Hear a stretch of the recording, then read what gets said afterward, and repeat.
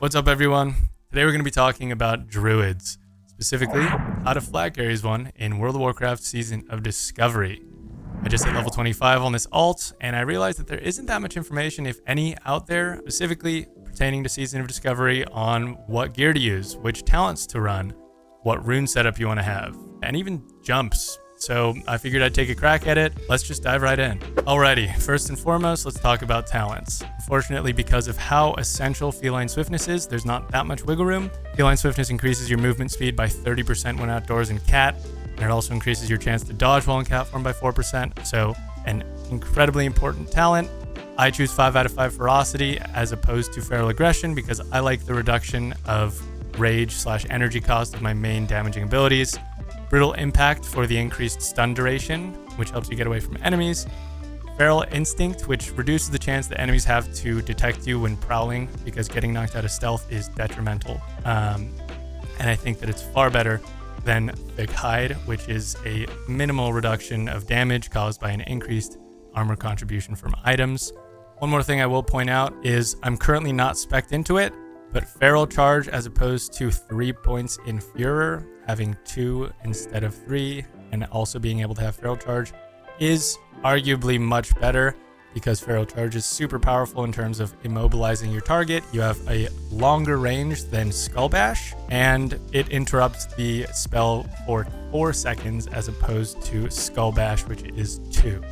They are on the same cooldown. Skull Bash can be used from 0 to 13 yards. Feral Charge can be used from 8 to 25. I just have been enjoying the additional chance of getting energy or rage based off of power shifting, but I'll let you decide which one you think is better after playing. In the resto tree, we're going to go 3 out of 5 points in Furor because it gives you a 60% chance of gaining 10 rage or 40 energy when you shift into bear or cat form respectively. And the reason I chose this is because you're going to be power shifting a lot as a flag carrying druid. Now, what does this mean? As a druid, you're completely immune to mage polymorph effects, as well as every time you cast a shapeshift, you're freed of any movement impairing effects. So, if you're in a mage's frost nova, if you got wing clipped by a hunter, if you were hamstringed by a warrior, or if you're stuck in a crippling poison from a rogue, all you have to do, I will link the macro down below in the description, is click one button, which will cancel your previous form and cast the new one, effectively getting you out of any movement impairing effects.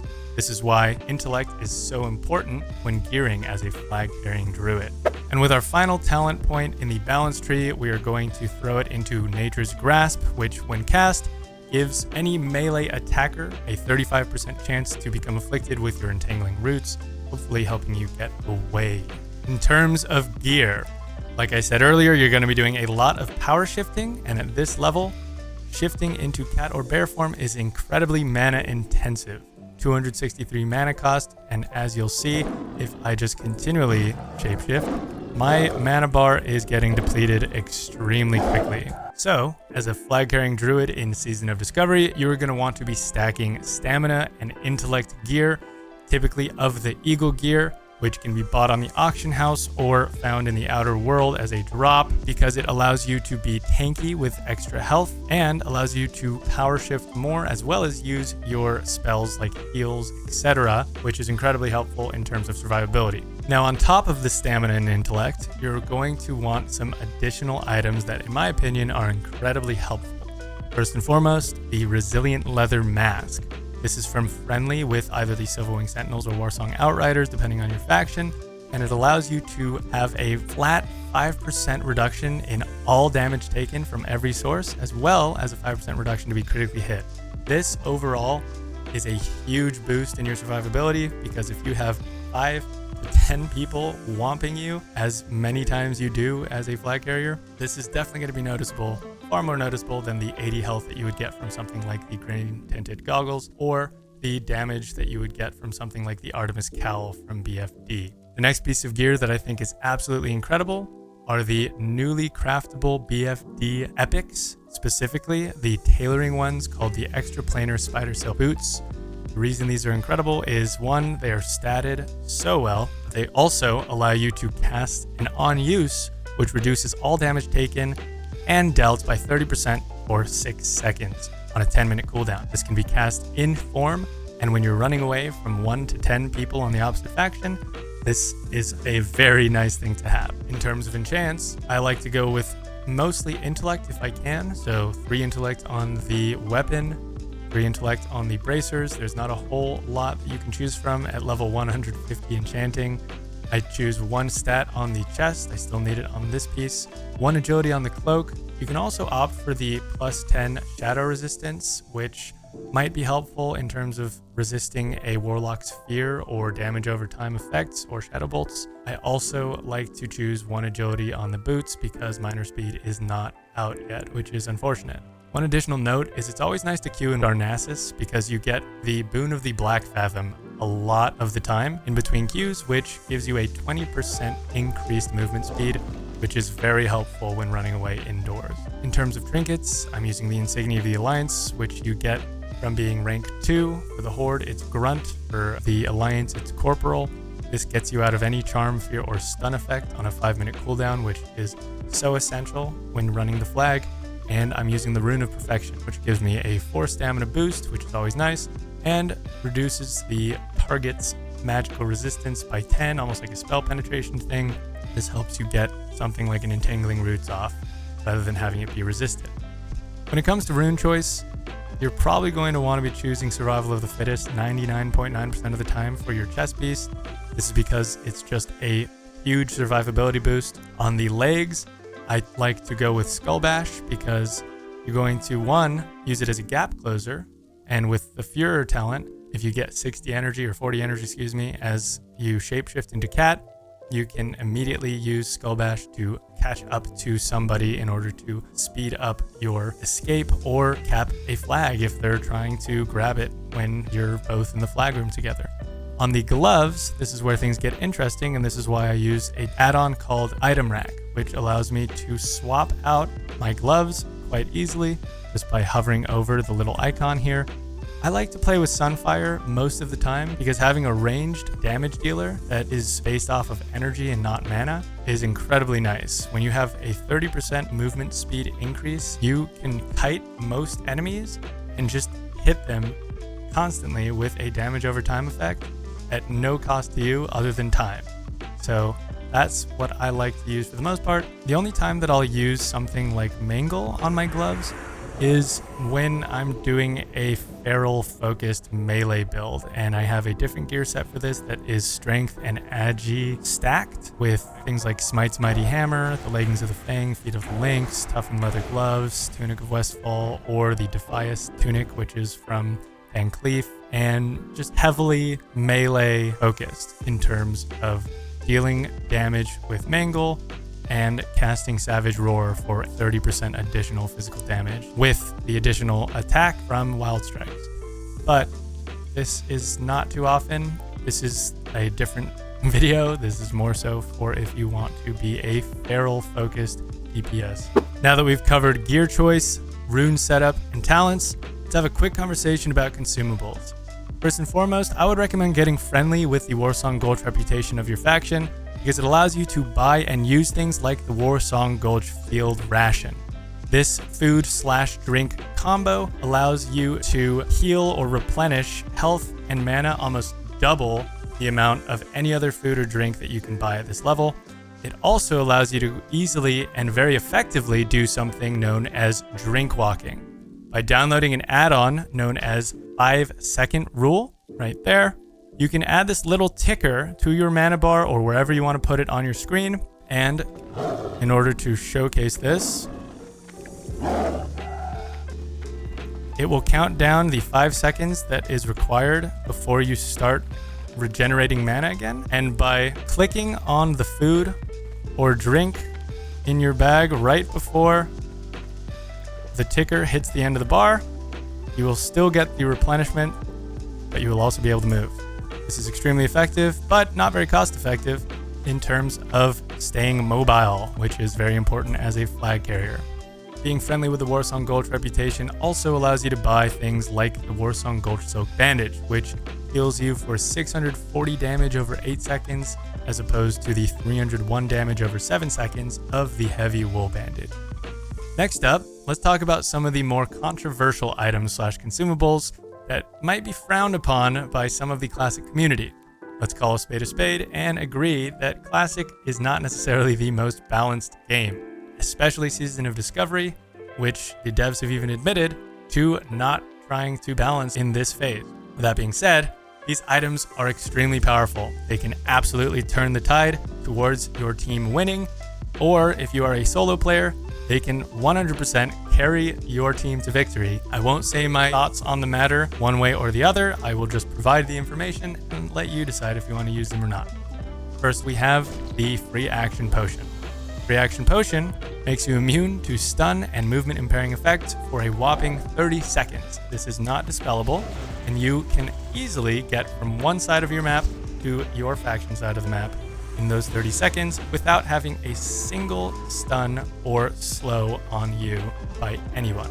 This essentially negates most classes CC, and unless they can keep up with a 30% speed increased Druid, they're just having a bad time. You can be feared and polymorphed while fapped, but as a Druid, you only have to worry about fear, and when you have something like the Insignia of the Alliance, you can get out of that fear quite easily and keep running on your merry way. Next up, we have Magic Dust. Magic Dust is a drop from level 18 and 19 mobs called Dust Devils in Westfall. Has about a 14% drop chance, and Magic Dust is so powerful because it's an instant cast sleep, meaning you can immediately put somebody, an enemy, to bed for 30 seconds, removing them from a fight completely and allowing you to just be on your merry way. The next set of items aren't necessarily seen as controversial, but they are tied to a profession and they are used extremely prevalently in the World of Warcraft PvP community, the explosives that you create from the engineering profession. In Season of Discovery, you can only craft up to explosive sheep. You also, in order to get the damage plus stun effect that something like the big bronze bomb or the large copper bomb or the small bronze bomb will give you, you unfortunately have to stand still when throwing them, as opposed to at later levels when you unlock something like the Iron Grenade or the Thorium Grenade that will allow you to move while throwing. These things are very nice for one, creating gaps between you and your target, or canceling spell casts, or just adding an extra amount of damage when you're trying to burn down somebody. I'm just going to go ahead and rattle off the remaining consumables at the top of my head with a reason as to why someone would want to use them. First, you have your health and mana pots, pretty self-explanatory. If you're in a pinch and need a little bit more health to survive, or you need to get out of a snare and you want to power shift with no mana, you're going to want to pop a mana pot or get a cast off or a heal. You can also use things like shadow protection potions, which very controversial as well, but give you essentially a second health bar when fighting something like a lock, which are very powerful right now. You can also drink things like Elixirs, which provide stats like lesser agility or ogre strength. 8 to both of those isn't anything to scoff at. And finally, there's items like the Rumsey Rum Black Label and Light that give you a boost of 150 or 50 to your health pool, respectively, and they are extremely inexpensive on the auction house currently, or you can fish them up from higher level pools. Now that we've discussed just about everything there is to talk about prior to getting into a match, let's hop into one and I can talk a little bit about strategy and I can show you a few of the jumps that some consider to be controversial, others consider to be a skill cap raiser. I, for one, do not like using I don't even know how to use the ones that completely get you out of the map. I'll just show you the ones that I know how to use and that are used very, very often by other players. And then you can choose, again, like with consumables, if you want to use them or not. Alrighty. Essentially, just want to buff everybody up. And we are going to start up here because typically you want to have somebody burn boots and the Zerker buff. But as a flag carrier, you are not that person. It should be a damage dealer. A few other things that are really nice to have. Weak Auras, which is a add-on that you can essentially do everything that one could think of. I use it for this little UI here that helps me track my cooldowns. I also use it for something that is super important in Warsong Gulch, which is a res timer. You can choose whether to die sooner or later strategically in order to res sooner or later. I also use something called BattleGroundEnemies, which allows you to track. We are against a pre-made, so this will be a good one for me to just show you guys the jumps that are available to you. Right here is one. You can go through the fence.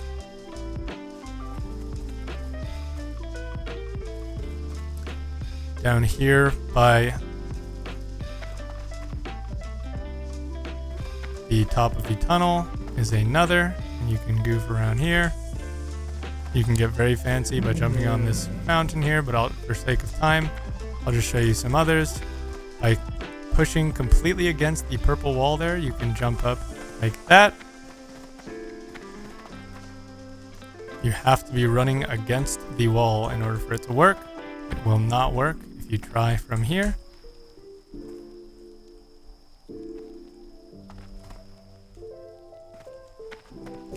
You can also jump from here to here and line of sight people.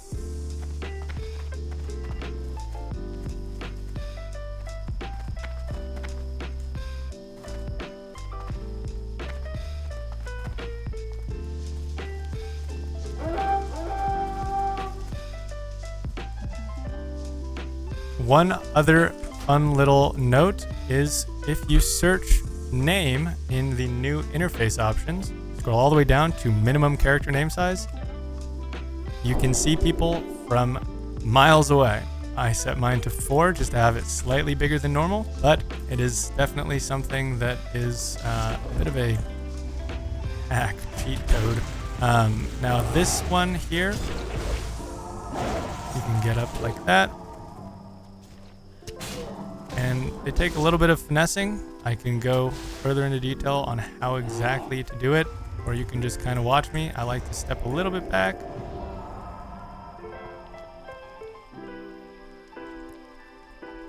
And that's about it.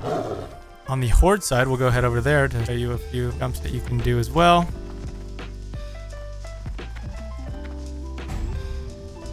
There's some that you can get onto these things. I don't really like doing that because I think it's a little bit cheesy. Obviously, it's a fine line in terms of... Oh, I have the wrong gear on.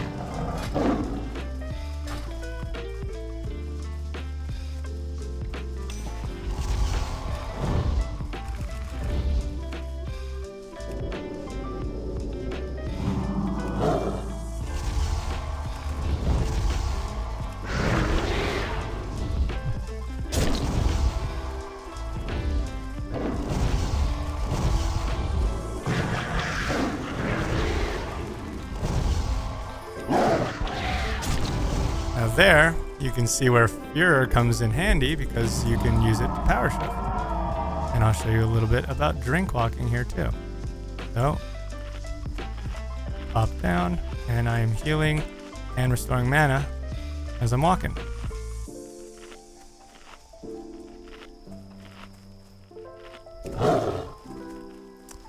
For the next jump, let's just make sure that we don't get hit by anybody. Leatherface might want some action again, but we're just trying to show you guys some jumps for the video. I'm currently in my mixed gear, which has a little bit more strength on it to help me in fights. For this top of tunnel jump, you can jump from there to here and all the way up here in order to get to the Horde side. As a night elf, you can jump onto this area here, get up onto the fence, or get over. When druids get the fall damage reduction, you're going to go from shovel form to cat form as you jump off of this in order to minimize the damage that you take. Right now, it doesn't really matter. You're going to take damage either way, unless you go down a bit slower. And then there is a jump on the east side, which you can do. It just takes a little bit more finesse. You can play around with other jumps around here.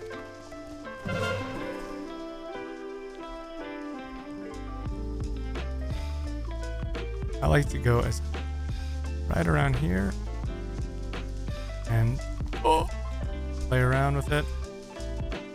And first try, not bad. Will take a little bit of practice when you first try it though. because I definitely was unable to do it for my first few attempts. But it's all a matter of practice and just getting comfortable. If I were playing to play, I would definitely try to run the flag. For the sake of this video, I just wanted to show you some of the jumps that you can do. And there you have it. Hope you guys found that helpful. If you did, please throw a like on the video or give me a comment or subscribe for more content from Season of Discovery. I'm going to be leveling a warrior next. I have a rogue that is quite geared, and I like to PvP with every class of mine. So we'll be throwing out world PvP videos, more guides like this, and just, you know, maybe some shorts, and who knows. Comment if you like some other type of format or type of video, and I definitely will give it a shot. So appreciate you guys. Good one, and I'll see you next time.